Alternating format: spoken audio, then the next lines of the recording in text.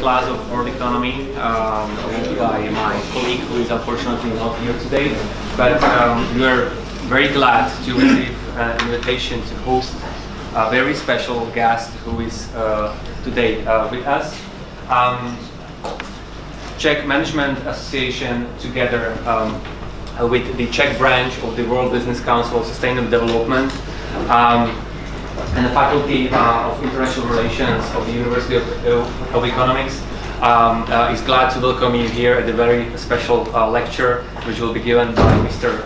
Peter Bekker, the President of the World Business Council for Sustainable Development.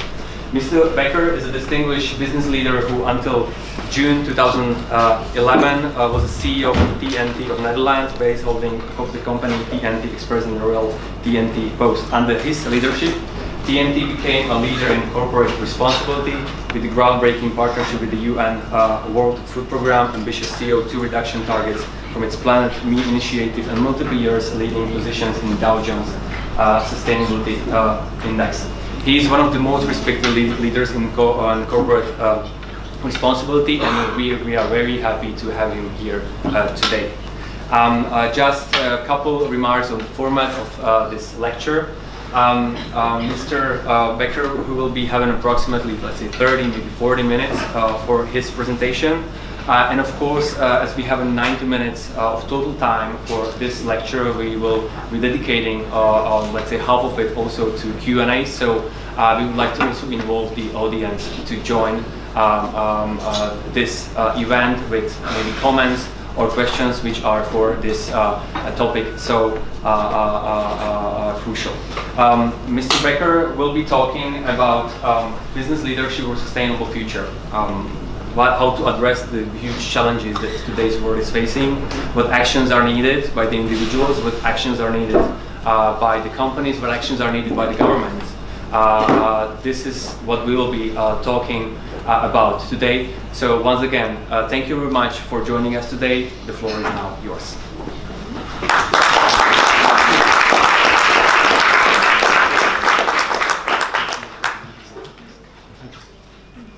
Can you hear me in the back? So who of you are students? And I see a show of hands. And who of you are not from Czech? Okay. So where are you from? Slovakia. You? Russia. Ukraine. That's cool. I'm from the Netherlands, but I live in Geneva in Switzerland. The reason why your colleague couldn't be here was a very good reason, because his wife gave birth to a child this morning, I guess? This is on Friday. Friday. The world population has grown by another beautiful child. I always get very nervous when people introduce me saying he's going to give a lecture. Because as the short introduction told you, I'm from business. I have managed to get through university myself, but only just. Right? So don't expect high academic lecture from me.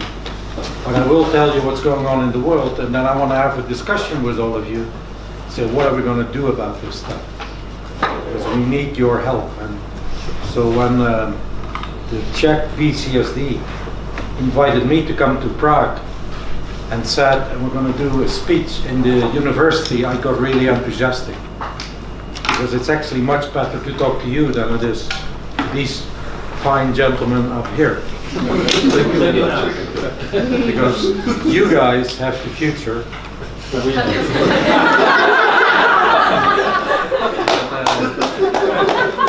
The speech is not going the right way.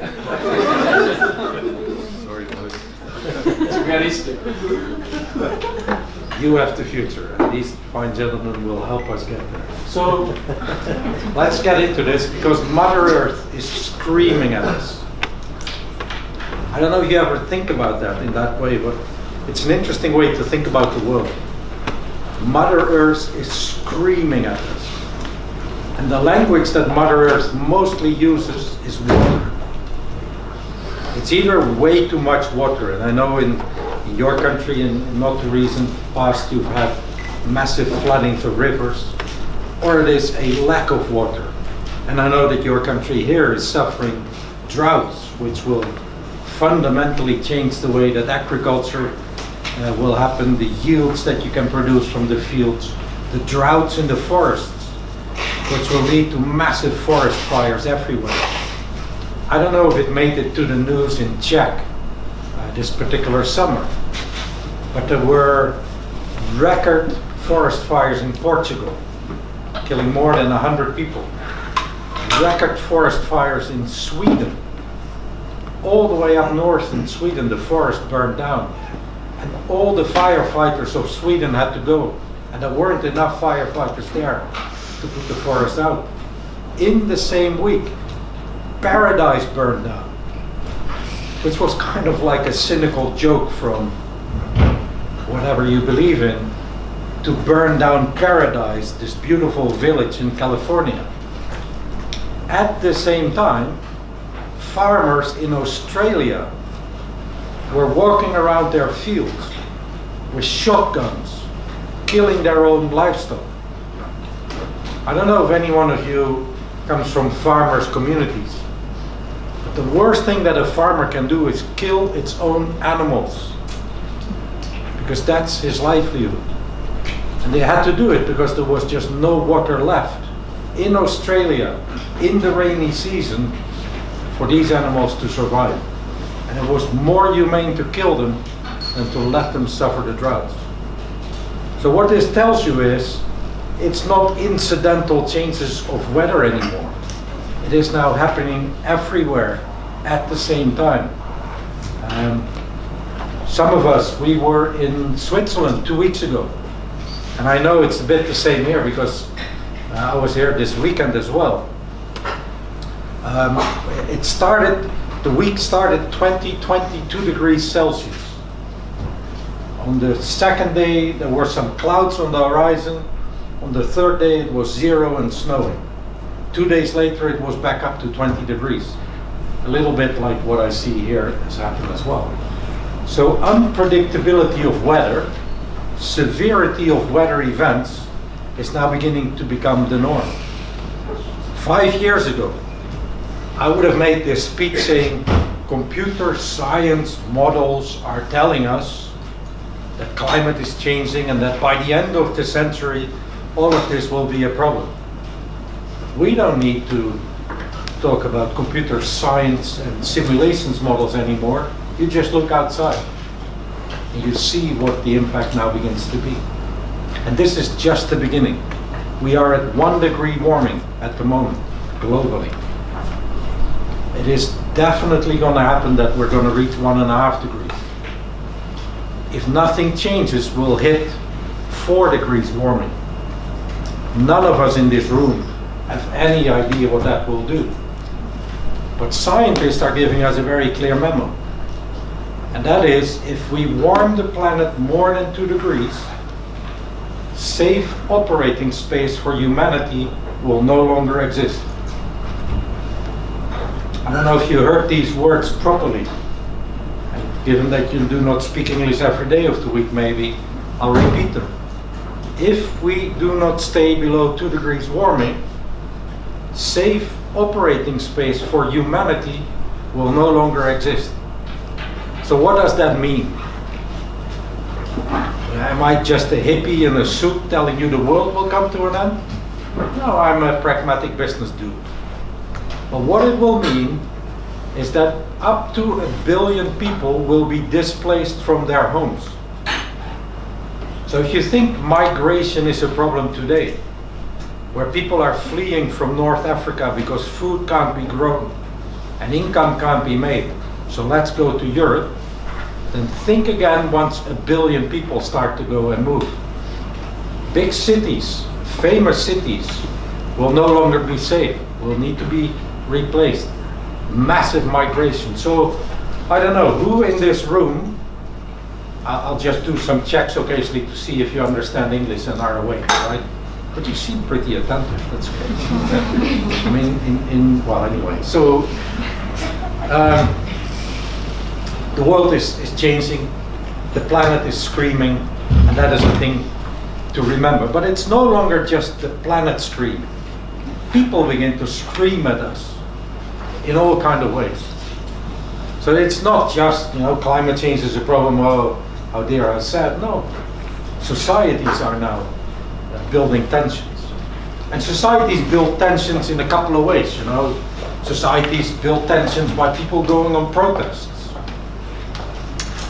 France is the example, the yellow vests. So who of you knows why the yellow vests started?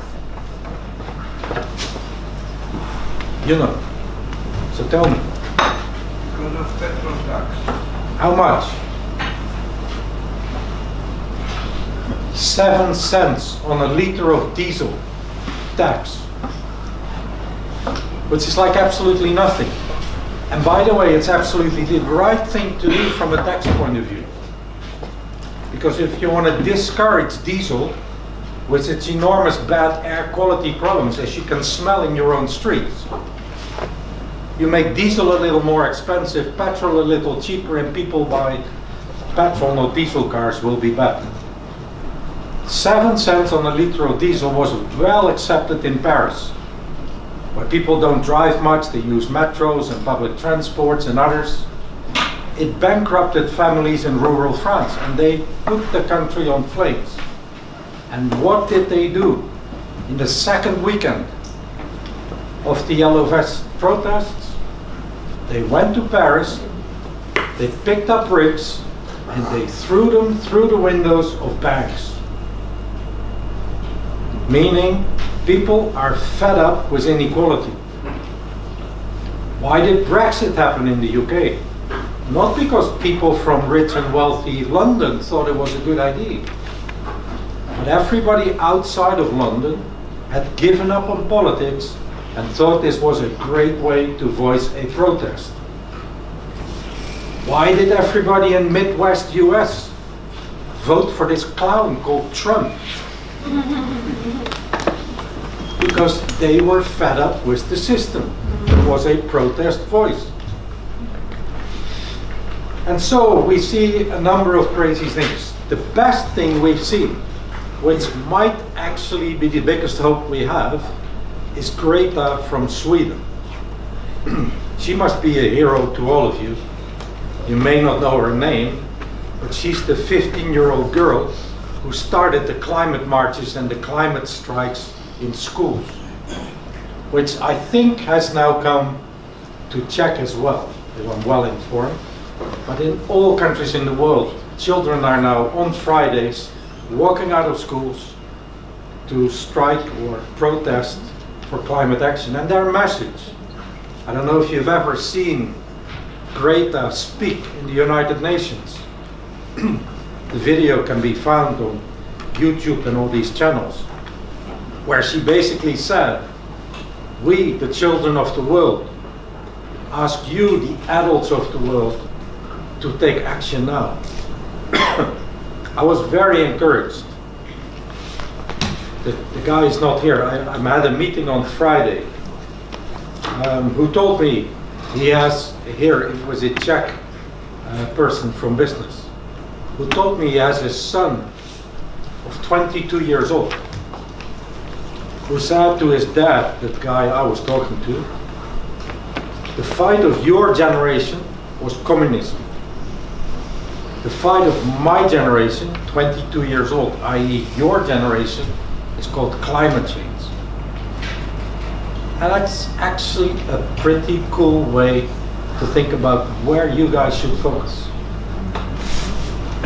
So anyway, Mother Nature screaming, the world is complex, leadership is struggling everywhere. And I'm not an expert in Czech leadership, but the things I heard make my eyebrows frown. Let me leave it at that. Trust in general is in crisis. And this is a new phenomenon. So each year, the World Economic Forum organizes a meeting in Davos, in Switzerland. All the heads of states, all business leaders, some artists, hello, come to this little town in the mountains in Switzerland to talk about the world's problems.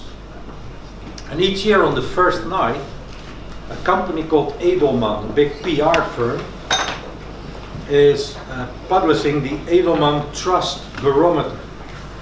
200,000 people from around the world are getting all kind of questions about, do you trust leaders in governments, in business, in religion, and otherwise. And since 2008, the start of the financial crisis, we have seen trust in leadership in all walks of leadership decline. It started with financial banks. Bankers are not trusted at all. Many of you will sympathize with that view. Governments, governmental leaders have really declined. Business leaders have declined. Business as a tool has not declined. Religion has had big pressure. But what has been very interesting in the last 2 years is always the fight of which source of news do you trust most. Is it academia or is it media? Has swapped places. 1 year it was the academics being trusted, the other year it would have been the media. Both of those have now completely dropped off in trust as well. And the most trusted source 2 years in a row for news is people like me.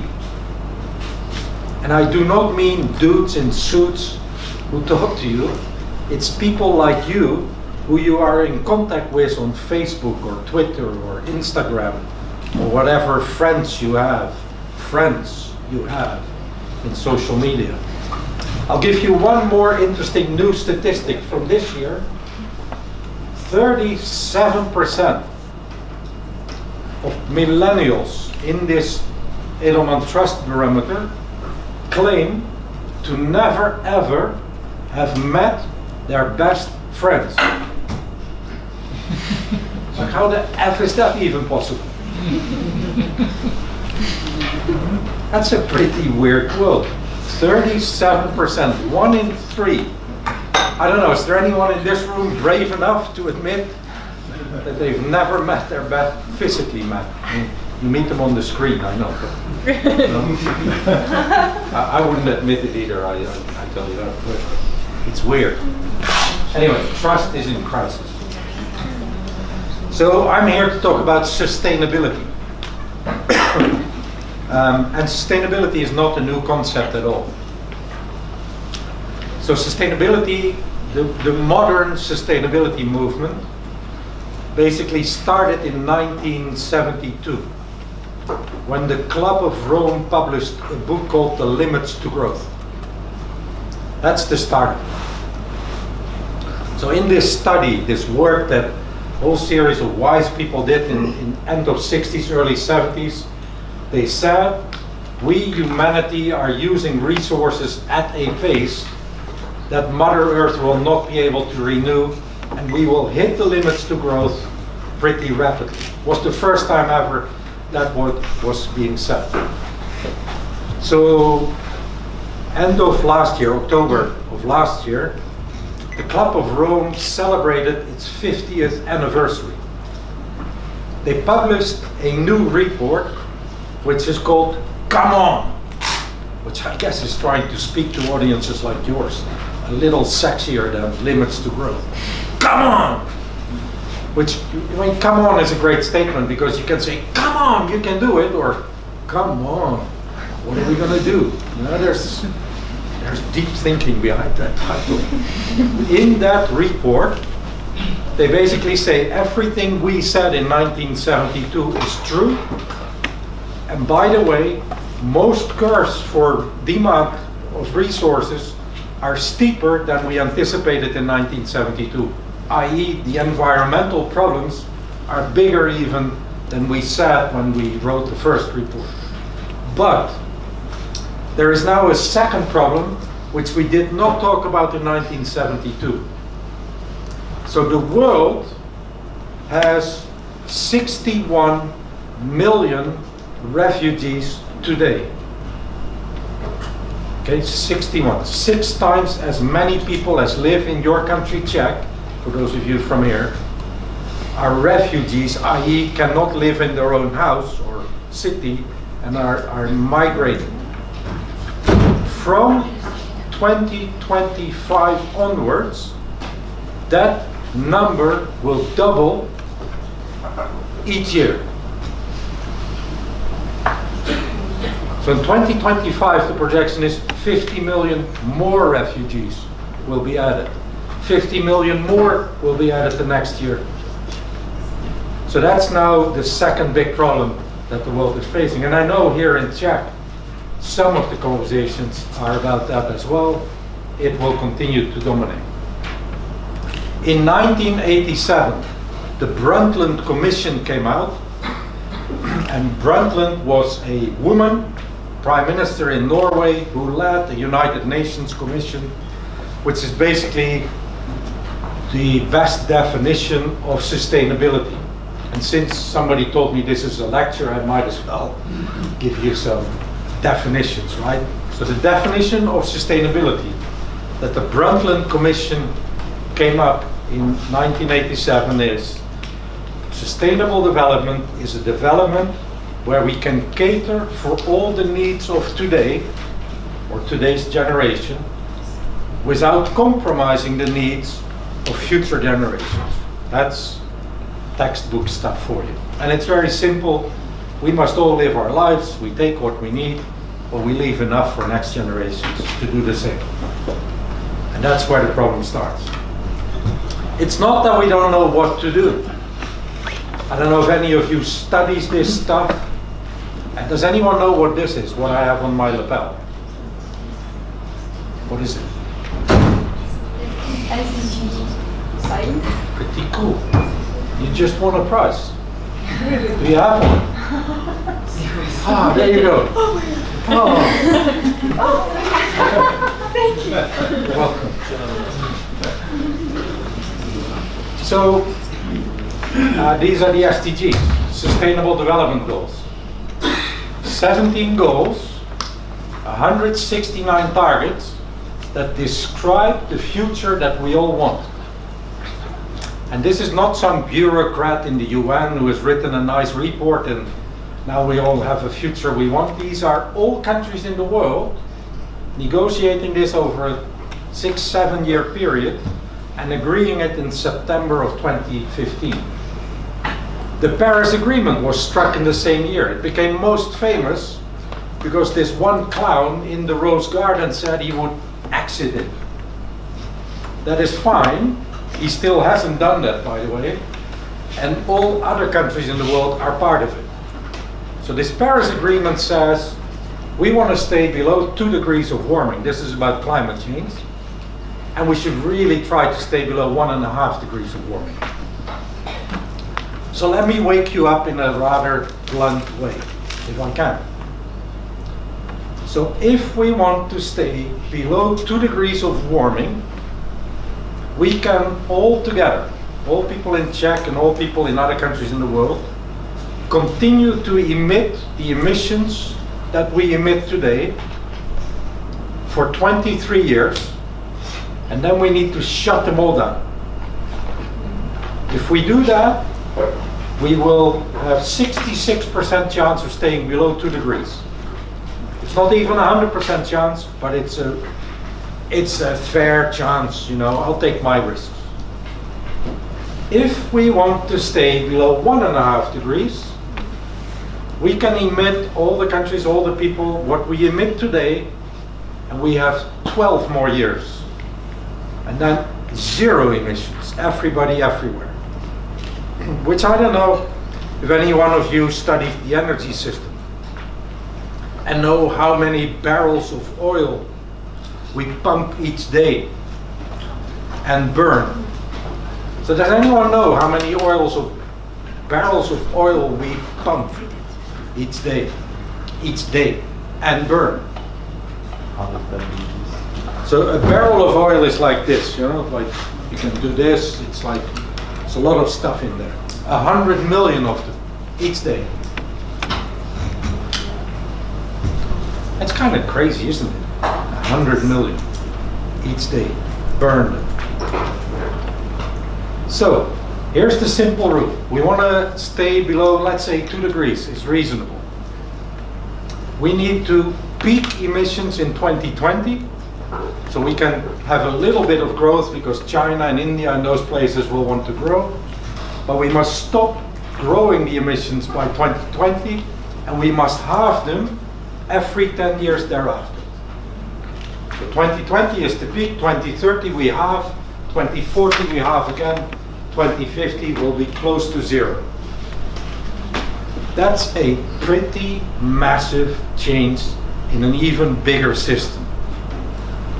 So please, whatever you think about climate change, whatever you think about me and my speech, do not think about this as incremental change. We are going to go into an era of radical transformation. And radical transformations are incredibly cool. They're scary like shit, but incredibly cool. Because no rule that applies today, and hence my comment to the fine gentleman in the front row, applies. Every rule will need to be rethought. Every business model needs to be reinvented.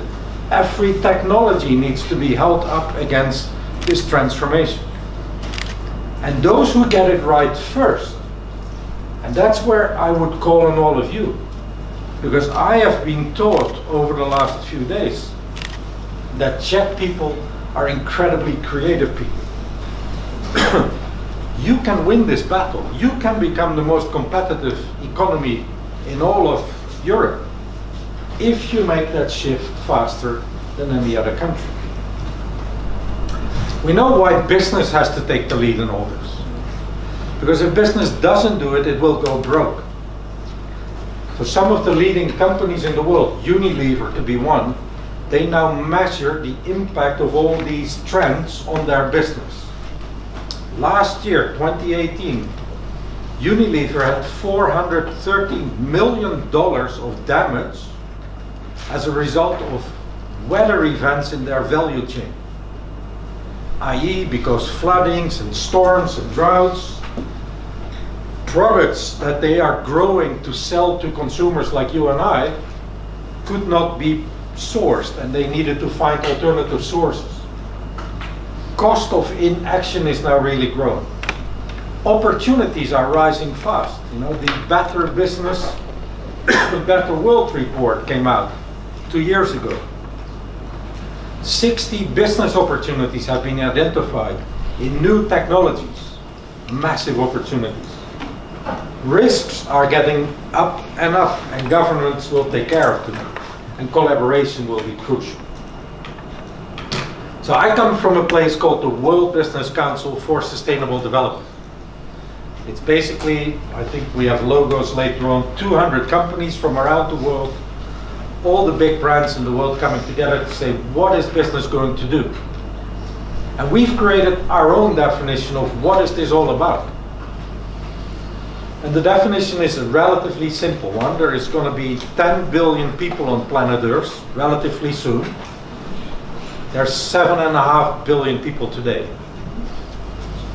10 billion people very soon. We must give all of these people a good life. Maybe not wear the funny suits or drive big cars, but at least there must be schooling, there must be healthcare, and there must be a future for their children. But all together we must get back within the boundaries of the planet, and we're not today. So these are all the companies, fine, they're all there. This is the Czech WBCSD, which has a beautiful name that I can't pronounce, unless I read it, but then I'll sound like really poor. Yeah. Thanks, Suzanne. So Czech WBCSD is bringing together some of the leading companies here in Czech to do similar conversations, but that conversation must become much louder and much bigger here. So to make life a little simpler, we have said that if we want to make the world sustainable, we must organize big system transformations. And there are 6 big systems that need to change. I've said enough about. The only challenge in the energy transition is 5 years ago, if I would talk to CEOs of energy companies, they would rather be denial about climate change. No more. They all get it, they all want to work on it, and they're all making transition plans towards renewable energy. The only problem is they think that going for 2 degrees is enough. That's no longer true. The IPCC, the Science of the World, has published a report last year that 1.5 degrees may well be the maximum to be in a safe operating space for a planet. And I don't know, I mean, I have no idea what the average age of you students in this room is, but I would guess 25 or thereabouts. So in 2040, all of you will be 45 or thereabouts, which is in the power of your lives, right? You hopefully have good careers, whatever career you want to make. You might have a family, you may even have some children. Life will be good. The IPCC report says that if we do nothing, 1.5 degrees will be reached by 2040, and safe operating space for planet is gone thereafter. So again, please do not think that this is for some future generation. I might even still, 2040, I'm stretching it. You guys, you are leading the world in 2040. So this is your challenge. Mobility will radically transform. I know you have a company called Lift A Go here. It's a pretty cool tool. I've been using it this weekend. And if you talk to the guy who runs the company, he says this is going to go to autonomous driving vehicles within 2 to 5 years from now. And he sounds like a ballsy entrepreneur, so he may be wrong by a couple of years. But 10 years from now, all cars will be electric, will be autonomous. You will not own them, you will just Uber or Lyft to go them when you need them. So cars will not be produced so much anymore, because if you think about the car today, for most people it's the second largest investment they ever do. You know, the first one is your house, the second one is your vehicle. It's actually stupid to buy a vehicle, because most people don't use their vehicle. Well, when you get the keys from the dealer and you start the engine, you've lost whatever it is, 25% of the price you pay. It's one of the worst investments possible for your money. But secondly, you only use it, depending on the country, between 2 and 4% of the time. So utilization of the asset called car is like horrible. It's the worst asset. Declines like crazy, and utilization is single digit. Do not buy a car. If you need a car, Uber it, or here, Lyft to go. It's fine. And if there's not a driver, the car will just take you wherever you need to go. No parking. No parking garages. Complete redesign of cities. This will radically transform everything. The food system will change. I don't know if you know, there are 800 million people going to bed hungry each night. So I don't know if you know, every 6 seconds a child dies from hunger.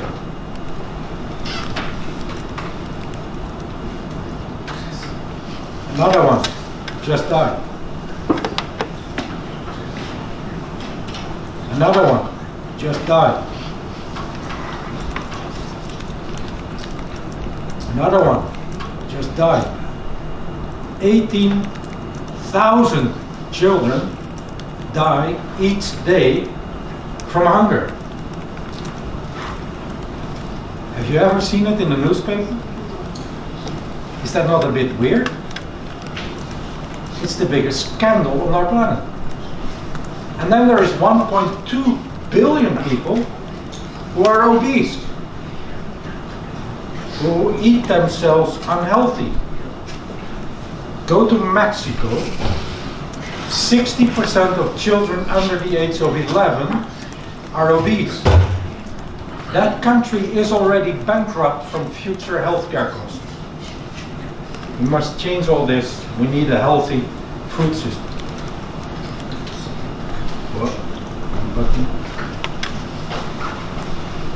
The future of work will radically change. I just had a very interesting interview. I don't know if the people are in the room. Maybe not. They were talking about moral values and about mental disorders and stress and depression in society. I'm clearly the expert on that topic. But it's true. The unintended consequences of technology are now really weighing on us. I don't know who of you work in offices, or all of you have smartphones, I'm sure. And we all, when we get a message or an email, particularly when it's a message or an email from your boss, you feel this pressure to have to respond. And that's beginning to weigh on society. But of course, much bigger is, if indeed, in 10 years from now, all cars will be autonomous cars, what are the taxi drivers going to do? The bus drivers, the parcel delivery people, the ladies behind the counters in retail stores or airports or anywhere. What are we going to do with the future of work? Massive change coming. And then the economy itself will change in big, bold ways. I won't stop too long on it, but we cannot continue to run an economy that only optimizes financial capital. We must begin to integrate social and environmental capital into the capitalist model. Capitalism is not bad. I would even argue it's the best system we've invented so far. The mistake we have made is to identify only financial capital as capital and not nature and people. And that's a correction that is going to be made. And by the way, that correction will be made 5 years from now. So you need to throw away your economic books and find new ones. The best book in the world, but if you aren't using it in this university yet, you must soon pick it up. It's called The Donut Economy. Kate Rentworth, I think is her name, has written it. The Donut Economy, best book on the future of economics that is out there. So I know here in Czech you have your Czech Republic 2030, where the quality of life is at the center of everything. Good piece of work. The colors look suspiciously the same as the SDGs, but it's all slightly different. And that's one of the problems I need to talk to you about. So my conclusion is, we're kind of stuck. I can lecture you for a while about all the problems in the world.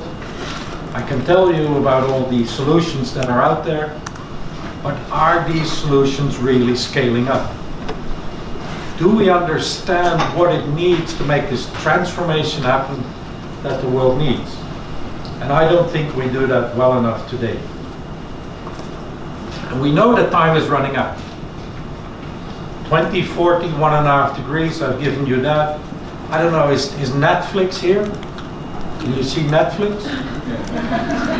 Yeah.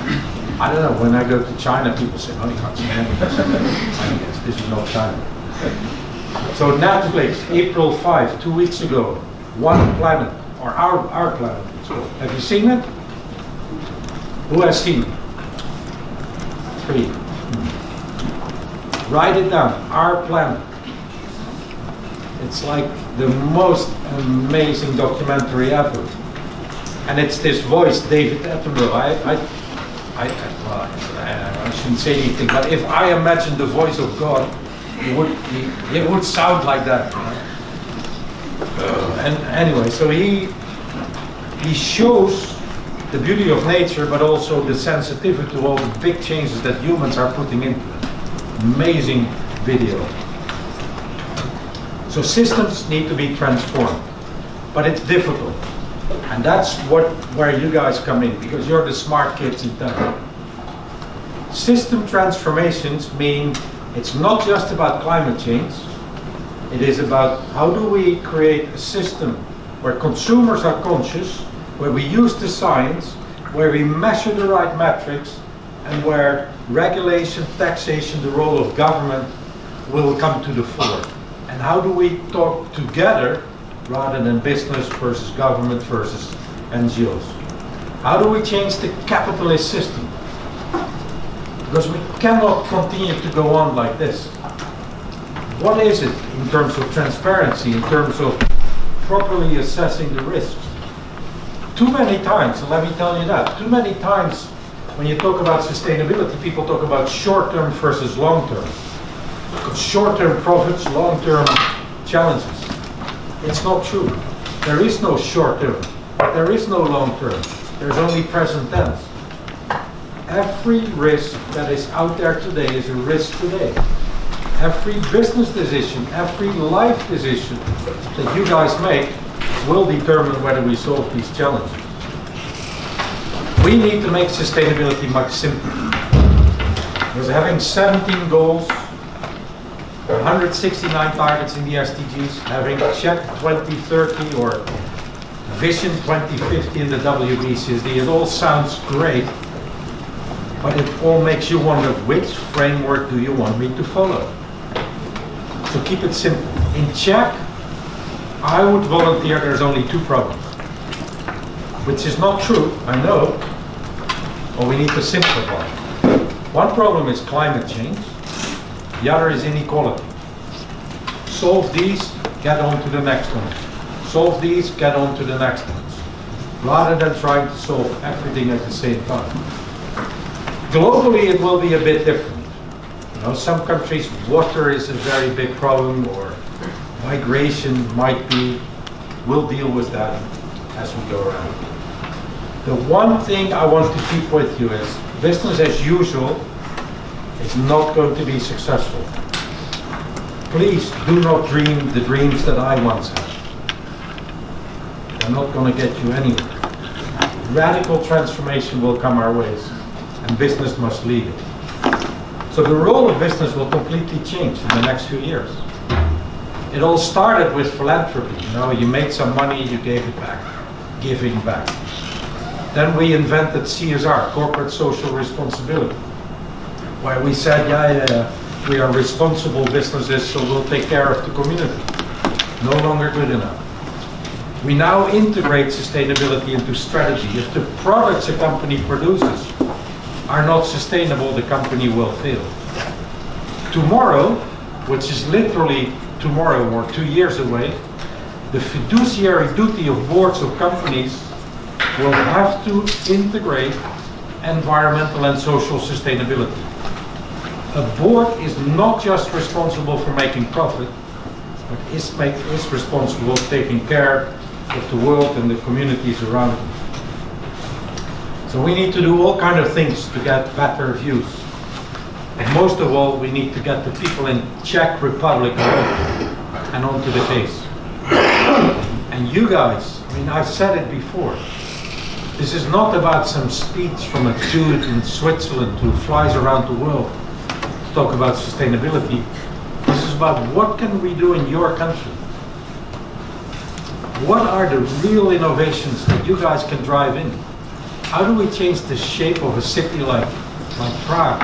What are we teaching the students in a university like this? When are we marching on the street that the Prime Minister and all the dudes in the Parliament take this stuff serious? We must get onto this case.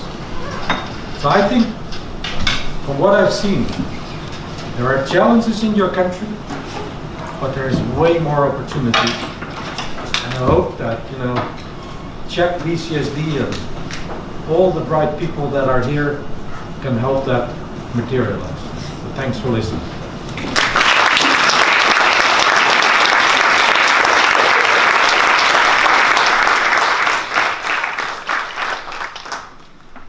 Well, Peter, thank you very much for your very inspiring thoughts that you share with us, and you touch it. Starting with the challenges, you try to explain and maybe try to involve us what they mean in the current world and what the actions might be. Quite impressive, and also thank you for maybe some ideas on the Czech environment, what actually how we can be part of this transformation. Ladies and gentlemen, we have more than half an hour for Q&As, but before we do that, I'd like to invite two representatives from the Fridays for Tomorrow initiative. For future, to maybe share with us how we see what Peter was talking about, and eventually maybe to share with us your perspective on the climate change issue or on sustainability in general. So, hello everyone, I'm Anna Mesger, I'm 15 years old, and this is Peter Bekker, he's 17 years old, and we are here, we are one of the 2 students out of 10,000 students from the Czech Republic that went striking on March 15th, and we are here to tell you that we are in a climate crisis. All of us are more or less affected by it, and all of us are more or less responsible for it. Climate change is not fair since it mostly affects those who are least responsible for it. While corporates and some of the most rich people in the world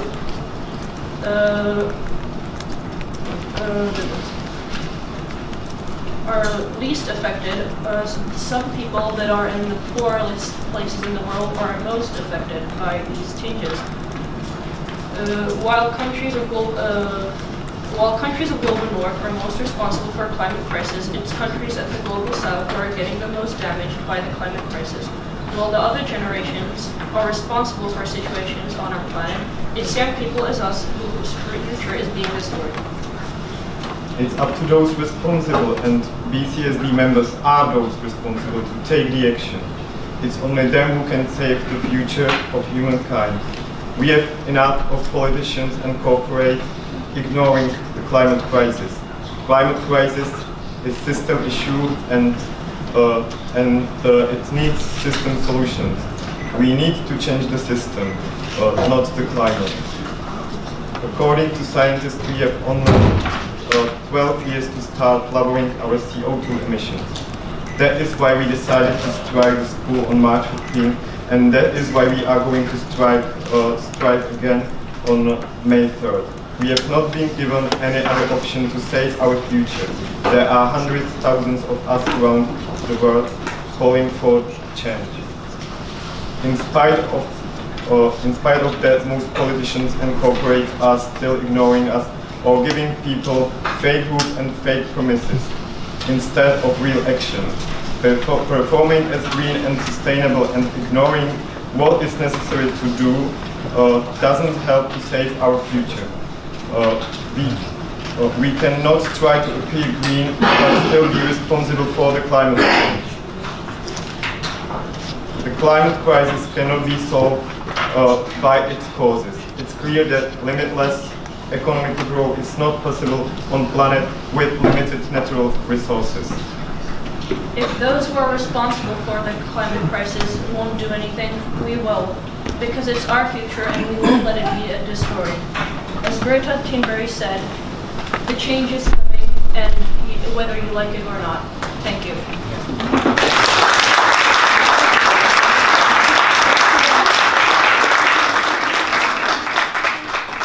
Well, thank you for sharing with us your priorities or the action. Peter? Insert, you go to a hospital, you get taken care of. Nothing is there, and they're being devastated. But what I find more encouraging even is what you're doing here, what Greta has started out of Sweden and now globally, is this is a conversation that is coming to every kitchen table. Because me making speeches will touch a few people, but people's children talking to them that we need to do something about climate change will wake all the adults up. So my hope for you and my request for you to do something is on September 23, the United Nations Secretary General will organize in New York what is called the Climate Summit. This is a big meeting of heads of state, business leaders, other dignitaries coming to New York. It's a crucial moment in time for these people to get serious about this topic.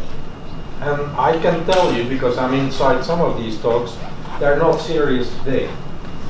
I need millions of children on the street on September 23. And I wish we could all fly to New York to march there.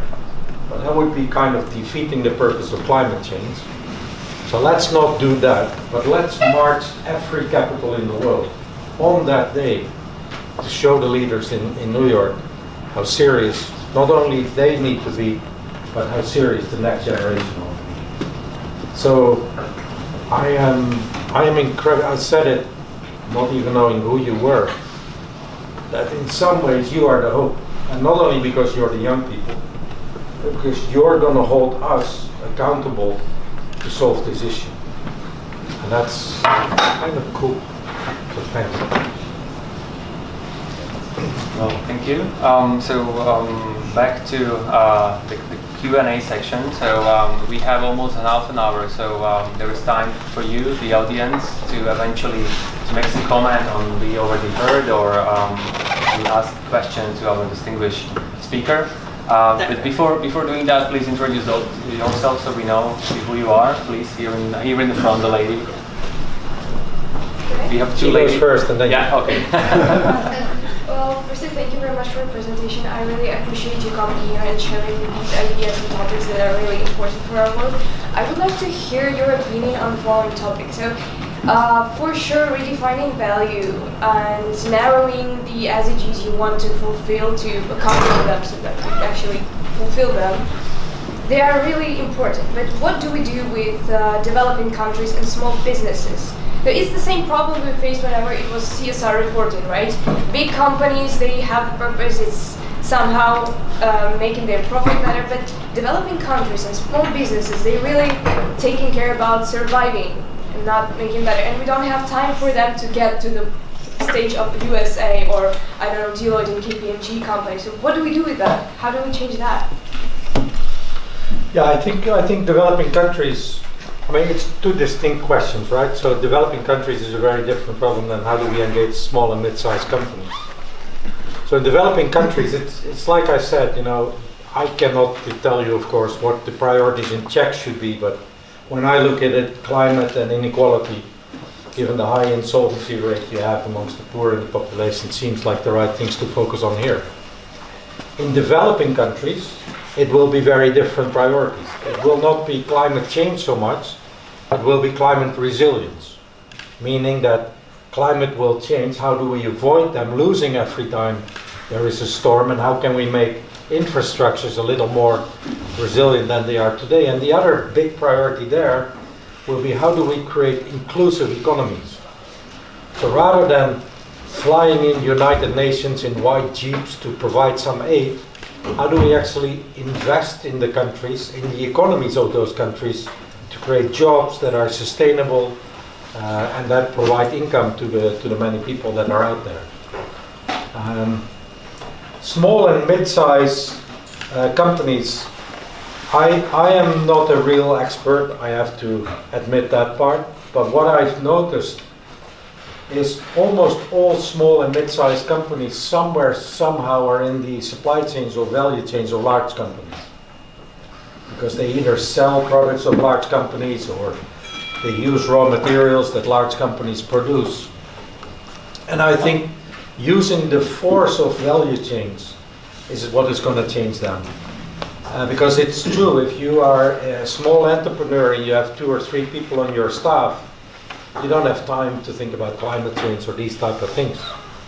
But if the large companies can help you procure raw materials for your bakery or whatever it is that you have as a small mid-sized company, then through that value chain approach you can actually be part of the change.